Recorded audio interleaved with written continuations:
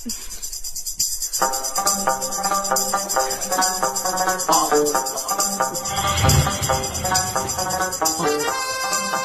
तू काय सोमेश्वर राव, हे काय? आई बाबा आजी कुठे आहेत?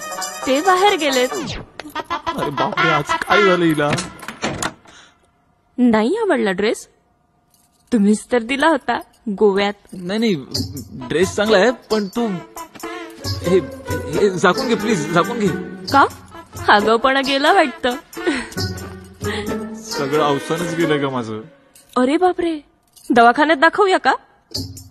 तसंही लहानपणीच्या चुका मोठ्या झाल्यावर महागात पडतात, असं ऐकलंय मी. असं काही नाहीये, असं ऐकलंय. एक गोष्ट सांगू का?